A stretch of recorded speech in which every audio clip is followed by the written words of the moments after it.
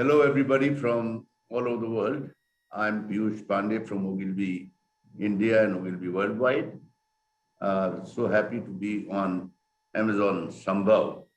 And to chat with me is my very dear friend and a scholar and a behavior scientist, all kinds of persons rolled into one, Rory Sutherland from Ogilvy, UK and Ogilvy Worldwide also. Hi, Rory. Piyush, it's a pleasure to be here. I find this absolutely fascinating, so I couldn't have been asked to be present at anything more interesting this year. Thank you very much. And Rory, this meeting is an amazing meeting. Amazon, amazing, or whichever way you take it. The world is looking at India with a lot of hope in terms of what will happen in this part of the world. India is looking at young India with a lot of hope. A lot of young Indians are starting enterprises, doing some amazing things. Number of them are going to be startups, so first timers into business, not first timers into life and education. They're very well educated people, very savvy people, but first time into the world of business. And you bring with you a lot of experience from around the world. I bring some of it from India and little bits and pieces from around the world. And maybe today is our day to share with them as to what is going to be like, whether they are going to be from B to C or from manufacturing to consumer or from business to consumer, whichever way. I have personally believed that whichever way you look at it, whichever way you do it, somewhere down the line, you will have to create an identity for yourself, or shall we call it a brand which is more than the offering that you have, a brand which, as they say, that products are made in factories, but brands are made in the hearts of people. So what is it that you and I could share with them? They can throw it out of the window, or they might take something out of it. I'll leave it to you, Mr. Rory. What do you think should be the angle looked at by young Indians, women and men? Everyone is ready to go. What could we share with them? I think what's really interesting is if you look at the United States as an economic powerhouse, we often tend to think of the factories as what drove it. But actually, the United States became an economic powerhouse in part, actually, on the back of the mail order industry.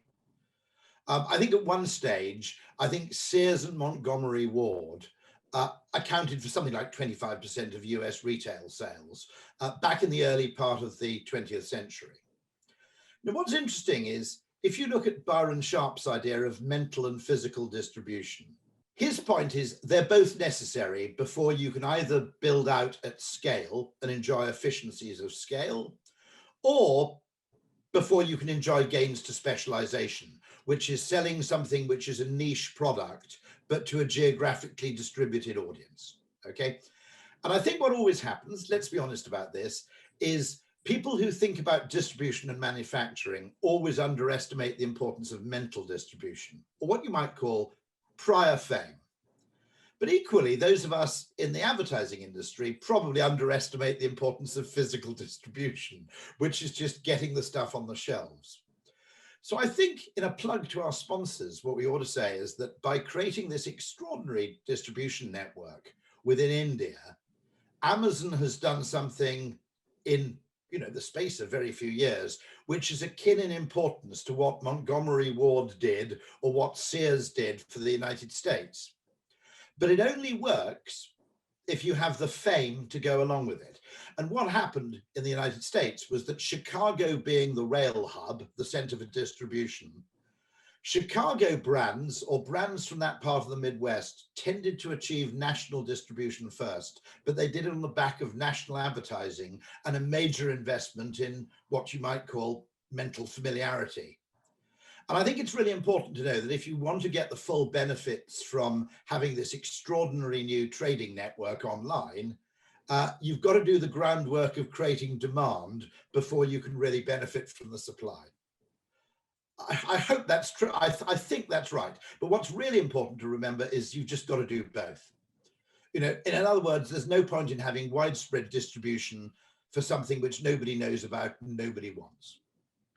Also, Rory, I feel I feel like sharing with the people on this group is the fact that there is a bit of a misconception these days that I can reach so many people through technology. I can reach so many people very easily. I don't have to spend this kind of money. I think what each one of us should remember is reaching people is not good enough. Reaching people with a message that stays with people is what is required. I'm extending on what Rory said, that the people should know the depth to which you go, must have the ability to connect with you. Reaching somebody is not good enough. It's like distributing visiting cards to 1 million people. I completely agree. Funnily enough, I was just reading this book this morning by a brilliant market researcher called John Cohen, and he quotes something from Walt Disney: "Until a character becomes a personality, it cannot be believed. And without personality, a story cannot ring true to the audience." And so I completely agree with this, that until you've created some sort of personality around your product, essentially, you haven't created something which is a kind of sine qua non for selling anything, which is enough trust and belief to be willing to stump up the money in the first place. And without that, you've still got nothing. People hate to believe it because all of economics tends to take demand as a given. Have a look at economics as a discipline. Any marketer will find economics deeply alarming as a discipline because it starts from the presumption that the consumer has perfect information and perfect trust and proceeds from there. And so economics has nothing to say about how you create that trust in the first place. But without it, you've got nothing. I completely agree with this. And just in case some of you think that we are trying to sell advertising, definitely not. We are trying to share with you the idea of building a relationship between what you're offering and the people who are consuming. And there was a very interesting conversation that Rory and I were having, and Rory should elaborate on that, is the story of the likes of Starbucks. They did not advertise, but what did they do to connect with people? Rory, would you like to spend some time on it? On Starbucks? Well, I think it was really interesting because what always fascinates me about Starbucks is there was nothing really in market research or much in consumer behavior that told you that Starbucks would succeed. No one was walking around the United States in 1993 saying, why can't I spend $3.50 on a cup of coffee?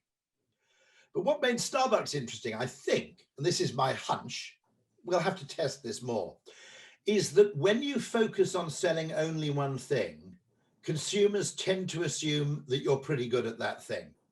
And previously, coffee had always been sold as an adjunct to something else. You bought soup and a coffee, or a sandwich and a coffee. Or in the United States, you went into a gas station and happened to pick up a coffee. And what you can charge for something and what people are willing to pay and the degree of interest they show in a category, I think is completely changed just when you actually achieve that kind of focus. But they also built a brand through huge distribution. They opened stores everywhere. And of course, they created, I think, a certain amount of self-advertisement, which is, it was obvious which brand of coffee you were carrying into the office every morning. So they added a certain amount of badge value to a product which had been completely commoditized before. But there are lots and lots of ways in which you can create perceived value. But I have come around to the conclusion, and bear in mind, I started my career in direct marketing, which was all about hyper-targeting. I have come to the conclusion that some degree of faintly indiscriminate fame is still necessary. Whether that's achieved through advertising or something else, that's a different matter. Also, Rory, I think advertising has become a very narrow definition. Any way of reaching out to you and talking to you about myself is advertising. So even if Starbucks was starting stores, or as you said, people were carrying the cups with a lot of badge value, you can put it in your ledger books as advertising spend or experience spend or this spend or direct marketing spend or any other spend. Basic thing is that you're connecting with people. You may want to connect with people on television through a commercial, or you may want to connect with people by people passing through the road and seeing a huge Starbucks outlet and saying, I want to go in there. So a whole lot of things which are being shared with a whole lot of people like yourselves in the name of I do it this way and I do it that way. I would say the way you should look at it as young entrepreneurs is that which is the way in which I will connect with you, which is the way in which I will build a relationship with them. Also, one of the things that always I think about is that innovation probably is not that easy. It's not very easy for you to come out with something that nobody else is thinking about. Even if you're the first, that's an advantage, of course. But somebody will be there with it day after tomorrow. And when all things are equal, if you don't have that relationship, it can go any which way it wants. So that's the point I wanted to underline. And Rory, you can. Yes, and also I think a degree of fame and customer affection gives you more license to reinvent yourself. It gives you, if you like, more upside opportunity, more chances to get lucky. I particularly think actually that we make a terrible mistake in B2B advertising, because immediately when we think about B2B advertising, we think about narrowing the target audience and defining them very narrowly down to their job title and a particular business sector. And so we tend to try and do B2B advertising, which is super efficient. But sometimes in advertising, the part that appears to be wasted is actually the part that works. And one of the ways to look at fame, we often criticize our kids. I bet we've got kids who secretly want to be social media influencers. And we look at them and we say, you've got a terrible approach to life. You should try and get rich by doing something brilliantly and then get famous on the back of that. And you kids, all you're trying to do is to get rich by getting famous first. I'm not sure, to be honest, in my more honest moments, that my kids aren't right. That actually, if you're famous, essentially what happens is opportunity comes knocking. And if you're more famous as a B2B brand, you'll suddenly discover markets and clients and customers out there that you never envisaged when you were defining your target audience more narrowly. So one of the great reasons to advertise is not just to measure your advertising by how successfully it achieves what you intended it to do. I think that always underrates the value of advertising. You've also got to measure the value of your advertising in what it achieves that you never intended. So just to give one example, okay, if you're a famous company, whenever your chief executive rings someone up, they call back. If you're the chief executive of Rolls-Royce Aero Engines, you can call pretty much anybody on the planet below the president of the United States or a major world leader, and they'll return the call at the very least, okay? If you're the chief executive of Zog Enterprises, that doesn't happen. Now, it's impossible to put a quantifiable value on it, but it's still really, really valuable. And I think we make that mistake if we define what advertising is supposed to do and we measure its value by the extent to which it achieves things that we imagine it would achieve in the first place. But what my kids probably realize instinctively is that the great advantage of being famous is it just causes opportunities to come knocking that you never even imagined. So I think we need to be really careful about how we value this. I think that there's been a kind of conspiracy between the tech world and the media world to turn advertising into an efficiency optimization game. But there's a wonderful guy who's the head of MasterCard worldwide, who I think is from India, called AJ Banga. You probably know of him. And he said brilliantly on a talk I saw him give a few weeks ago, he said, it's actually the 50% of advertising that you think doesn't work that makes the other 50% work so well. You need the 50% that's exploratory to understand how to make the other 50% work best. I think that's fundamentally true. Very true. In fact, there are two other examples, since you talked about B2B. Two examples from India that I have had the opportunity of working with are things like Asian Paints and Pidilite, the makers of Fevicol. They were basically B2B businesses. And today, they're more B2C than any brand can dream of being. Why? Because they became famous in the streets before they became famous in the hearts. They did the kind of things that made them famous in the streets. And then when they went out onto talking to consumers, suddenly there was a feeling, an attraction of, hello, I want to talk to him. So the theory that you had of building fame and then making money, that's definitely one of the ways of doing it. And it's right in front of us. It's funny, isn't it? Because it seems almost immoral, but deep down, I think my kids might be right. You know, that idea of, you know, just get famous for something and then see what happens probably isn't a bad strategy. It's more probabilistic rather than deterministic. And it doesn't look very strategic, but that doesn't mean it shouldn't work. And I think it's really important, by the way, even LinkedIn. Now, if there's one organization that should be obsessed with narrow B2B targeting, it's LinkedIn. But they said, look, we look at our data and we realize that most people in a buying position in a company, they change every 2 years. You've got no way of knowing who their successor is going to be or predicting where the success is going to come from.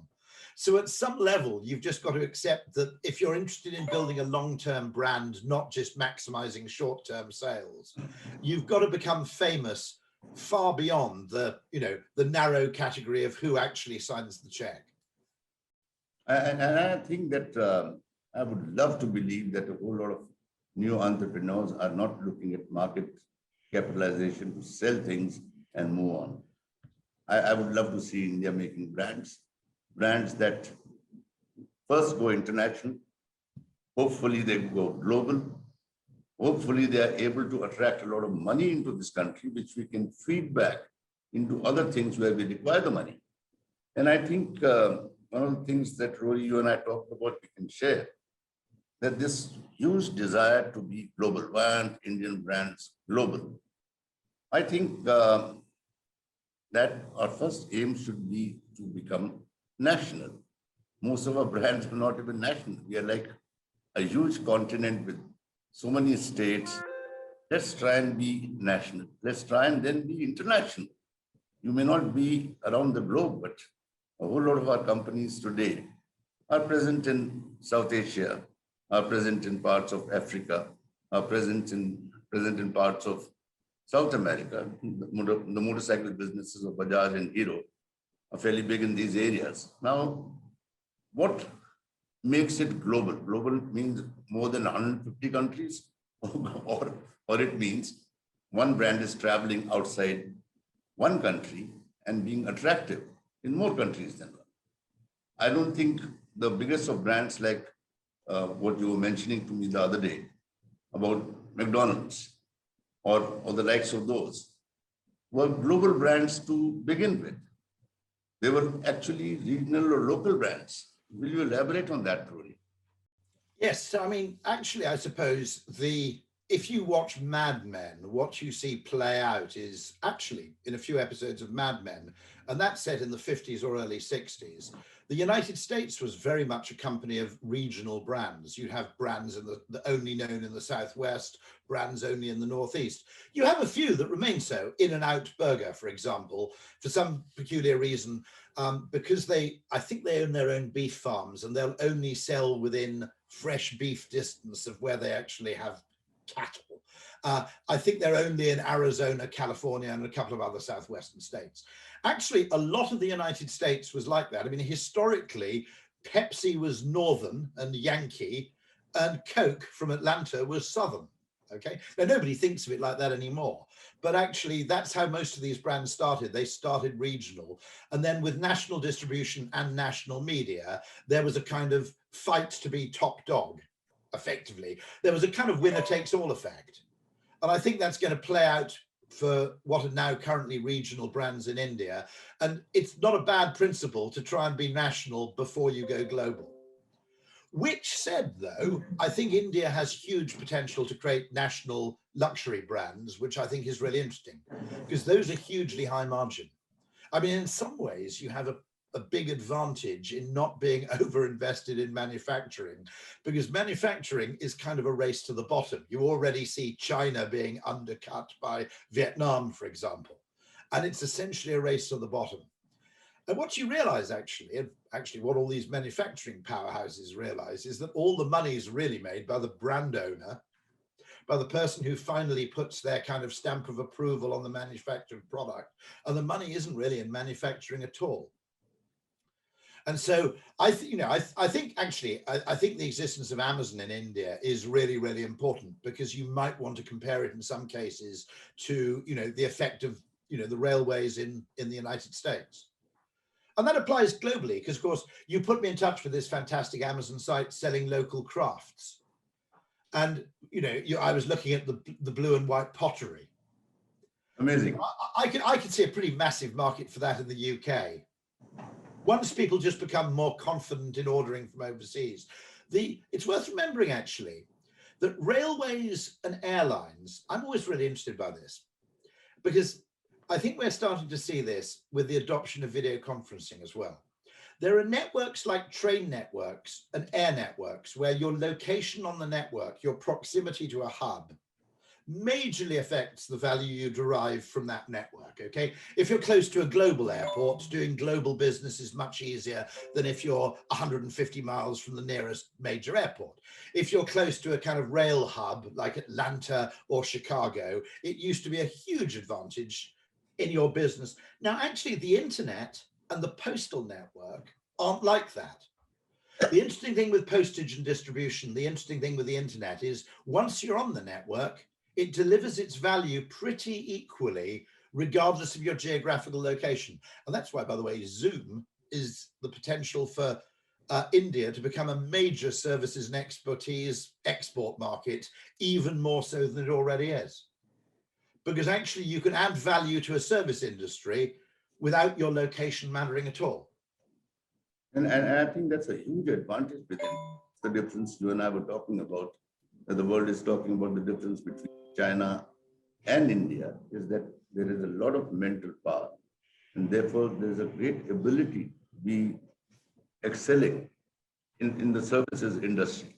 And now that you can do it from here, you can rock the world from here. By and large, if you build a brand. Otherwise, there'll be many others who will be doing the same thing. I completely agree. And I think that opportunity for, the next time we hire someone in London, should we assume they travel to London at all, ever? Not necessarily.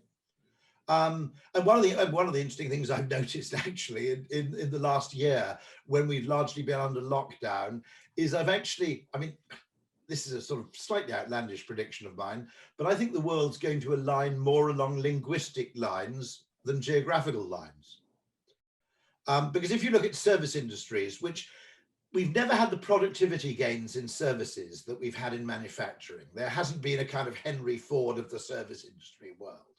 But maybe actually Eric and Zoom, maybe that's it to a large degree. Because one of the things I've noticed is the number of conversations I now have with Australia, India, Canada, etc., has gone up by a factor of 10 over the last year.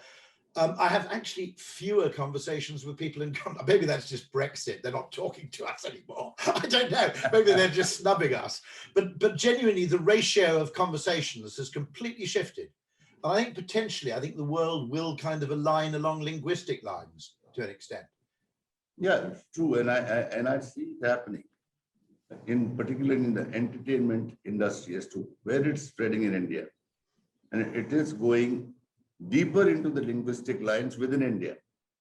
And I'm sure that that's going to happen internationally at a bigger level too. No, I mean, Indian Netflix, for example, I watched Delhi Crime. I thought it was probably one of the best 3 things I watched in the last year. So the opportunity to export entertainment is absolutely massive, I think. I definitely think that we're going to see more of it. And I have had conversations with entertainment companies, and they're looking beyond reaching out to the diaspora. Till now, it was easy to get through to the diaspora. Now they're creating programs which would operate in countries that have not seen entertainment from India reaching their homes. And there is a great opportunity out there. I think it's huge. Also, we've got into one of the things I found absolutely beguiling in Delhi crime, and when we next meet, you'll have to explain this, is what causes people to flip from Hindi to English and back again? Now, I'd always naively assumed that if you were having a romantic conversation with your wife at home in bed, it would be in Hindi, but you might switch to English to talk about business. And I assumed that it was neatly partitioned. What I found absolutely beguiling about Delhi crime is I could make no sense of when the language flipped from one to the other at all. You'd have romantic conversations in English and then flip to Hindi in the office. If anybody could explain that to me, I'd love to know. I think that is what happens in a bilingual country, and that comes very handy. Yeah. You come into business, like the language of marketing and language of interaction with clients is largely in English. Though the language of delivery to the consumer could be one of the many Indian languages. Exactly. So I think now that kind of a practice on a day-to-day basis leads up to romantic situations also. It happens. It intrigued me. I thought it was fantastic. But I've also got a friend, by the way, Guru Madhavan, who believes that you have an inherent advantage by dint if you're polytheistic, that you're simply better at handling ambiguity. That he says that, now one of the great things I think you need as a marketer is you need to hold about 3 or 4 different concepts in your head at the same time. There isn't one model for how business works. You need to accept there are 3 or 4 different ways of looking at things. And my friend Guru always believes that he had an inbuilt advantage in doing this if you grow up in a society which accepts there's more than one God. He always accuses us of being monotheistic, that if you grow up in the West, you have to have one theory that explains everything, which I thought that's a fair point. That's a fair point, and as long as you can match it with the fact that there are human traits which could be common, and you're able to catch that pulse, then you can make the two mix and make better sense out of what you're trying to do. But I think the opportunity, I think we've got to remember this, that don't get too, I think the danger is that economics has too great an influence on business behavior. Because if you look at, there are these strange primatologists who study chimp behavior, and they'll spend literally 5 years of their life sitting in a tree watching the same sort of 20 or 30 chimpanzees. And they say that what they never notice is you never see 2 chimps cooperating to carry 2 ends of a tree trunk. It's too heavy for one of them to carry on their own. So one of them picks up one end, the other one picks up the other, they take it back to camp. Never happens. Now, the interesting question is, why does that never happen? And you need 3 things for any cooperation to happen. You need imagination, which is, what if we both did this? Then you need persuasion, which is one chimp needs to persuade the other chimp that picking up the other end of a tree is a good idea. And then thirdly, you need trust, which is, okay, if I do help him take the tree trunk back to the camp, he's not going to hog it for himself. Okay. So unless you have those 3 things, imagination, persuasion, and trust, you don't get cooperation in the first place. And yet what economics does is it assumes that you have optimal cooperation and then just focuses on how you make it more efficient. But actually, that's a secondary consideration, really. Without the first leap of the imagination about how 2 people can work together to produce greater value between them than they could do on their own, you haven't really got capitalism. And so Deirdre McCloskey says something fantastic, which I'll share with all of you, which is she thinks that 25% of the value of an economy lies in persuasion and sweet talk. It's actually in the ability to persuade. And what economics has done is it takes that as a given and says, no, that's all. We assume that everybody's already persuaded and bought into the idea. And now it's just a question of delivering it as cheaply as you possibly can. The other thing you don't want to do, okay, is generally, and I say this to people who are trying to export, don't focus on making things cheap, okay?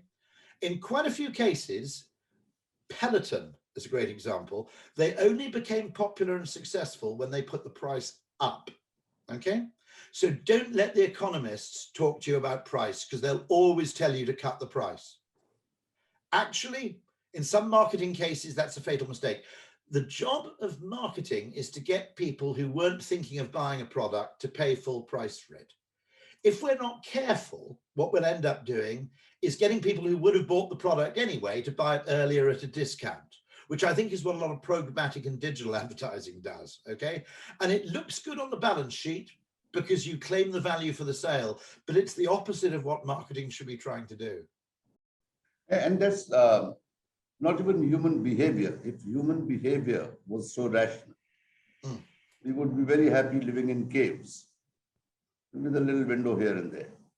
There is an emotional side to a human being, which looks at the value more than the price. Yes, price helps you when you're creating a market for those who had never had the opportunity of using a product. But give it a little while and they will become selective about making it slightly better, paying a little more price, feeling good about it. So Yes. I completely agree with your theory on how the economists sometimes get wrong. The economists miss out the human being. I also think there's an environmental message here, by the way, which is one solution, not the only solution, but one solution to making the world more environmentally friendly is to get people to pay more for less of better. Okay. Now, as we become richer, we don't go from drinking, a quarter of a bottle of Johnny Walker Red a day to 2 bottles a day. Okay. Right. I hope not anyway. Okay. I wouldn't advise it. What you do is you migrate people to Johnny Walker Black. Okay.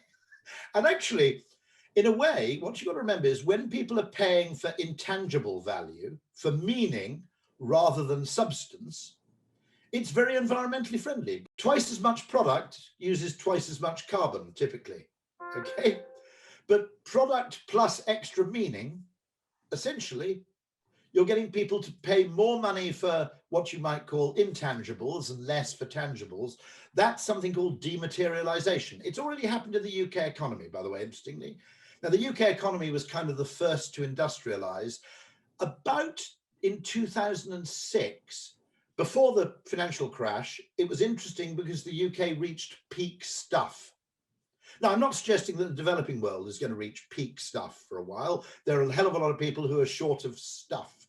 But ultimately, the solution, unless you want to destroy the planet completely, is for people to spend less on things and more on what they mean.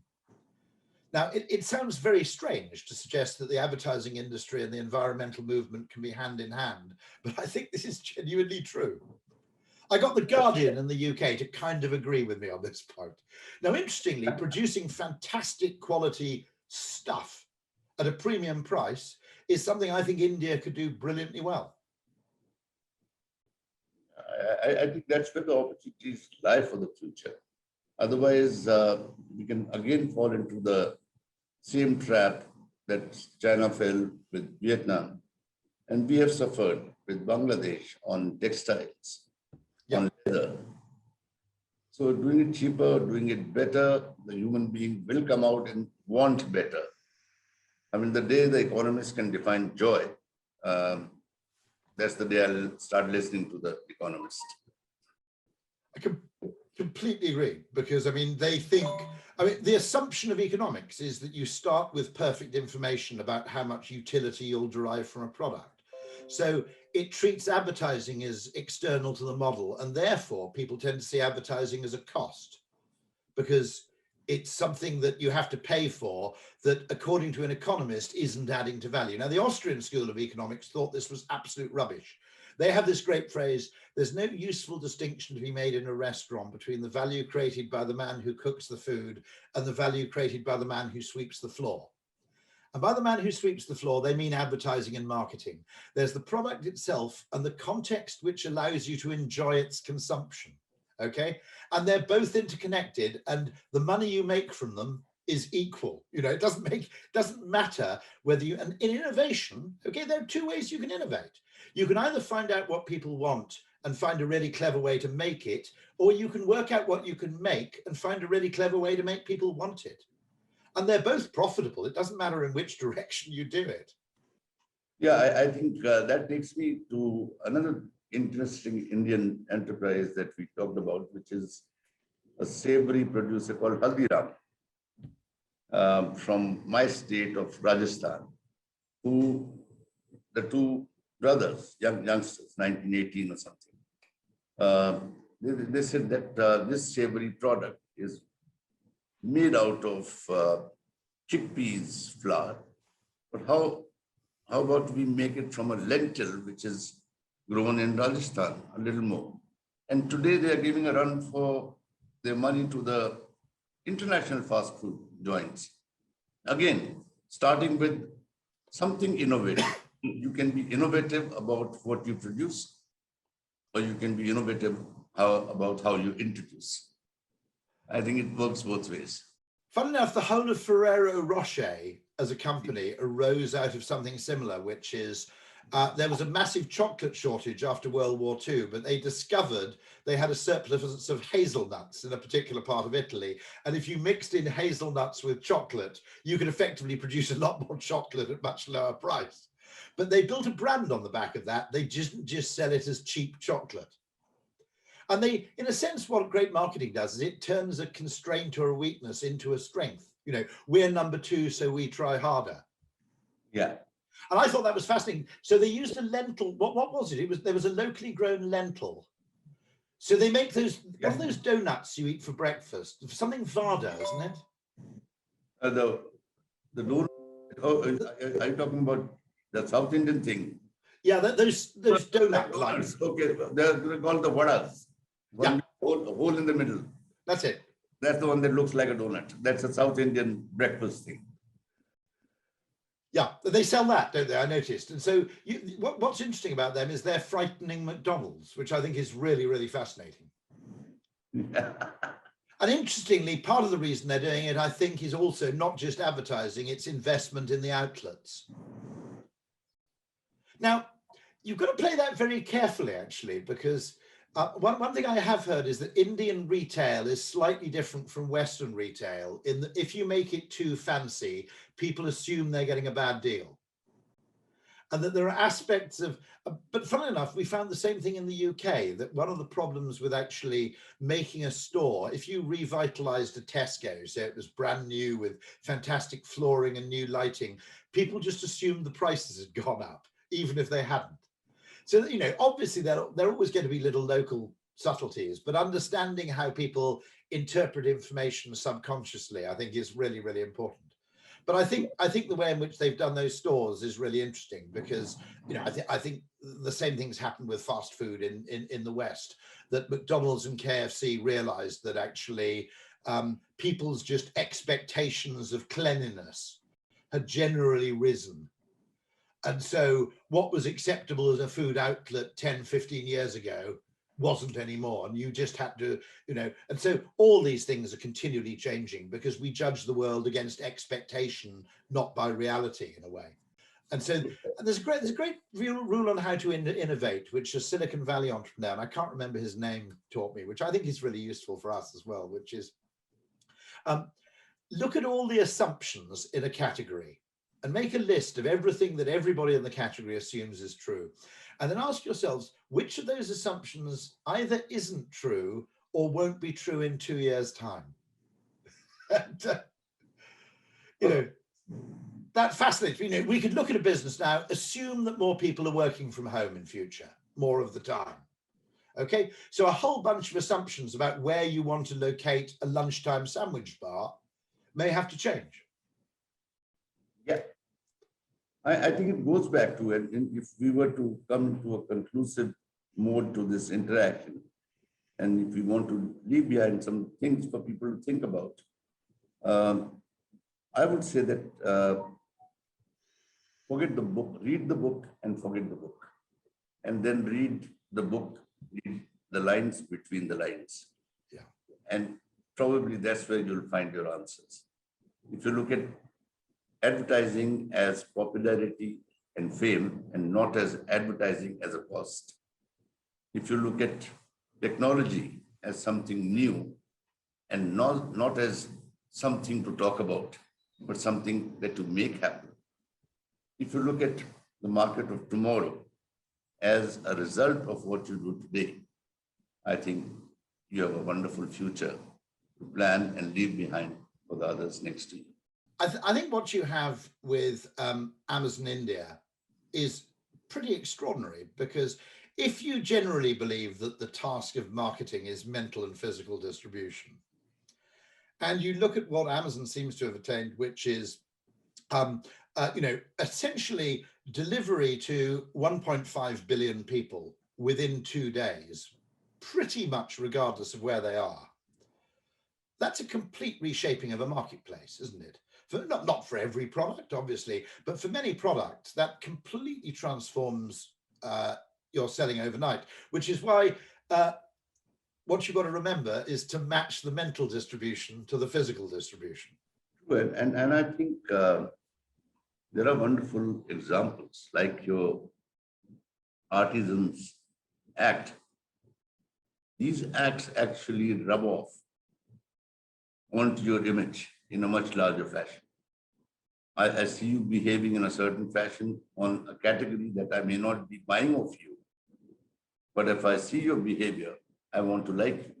If I like you, I want to buy from you. I think that's the way I think it operates. And actually, I mean, you're like this too. Simple advertising as entertainment. The advertising industry sometimes gets too clever for its own good, because it's always trying to, pick up some highly fashionable approach.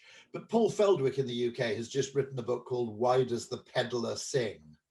And he makes the point that you can go back hundreds and hundreds of years, and people who sell things have always entertained. And it seems almost so banal. There are certain things in advertising, you'll know this, having worked on the Vodafone campaign with the pug. People just like ads with animals in, okay? Right. No, it's such a banal observation that those of us in the ad industry feel embarrassed going into a client and we say, yes, I know you're an enormous billion-dollar corporation, but don't forget the value of an animal. But actually, it's a deep human truth. Let's not be embarrassed by it. If there are $1 billion to be made, there are only 9 emotions out of which you can touch one and make another 500 million more. Perfect. I think that is true. I think we sometimes get embarrassed because what we do can sometimes be quite simple. Make it famous, make it amusing. It can't be as easy as that. I've got an Oxbridge degree, right? Okay, but maybe it really is that simple. It is. The end of the day, make a great product and then touch people's hearts and make them buy, no matter where you are, what you do. That's what I would love to leave behind today. Rory, if you want to add something, otherwise we can run a great summit and hope to catch up with all of you. I couldn't improve on that at all. And the only other thing I would say is that I agree with Piyush, which is look to national distribution first, because never ignore the opportunity that's on your doorstep. Okay. But actually, I think the potential for building significant Indian brands for export, not only to the diaspora but to everybody else. Certainly in the UK, I mean, you've basically converted us to your food already. Okay, there's plenty more work to be done.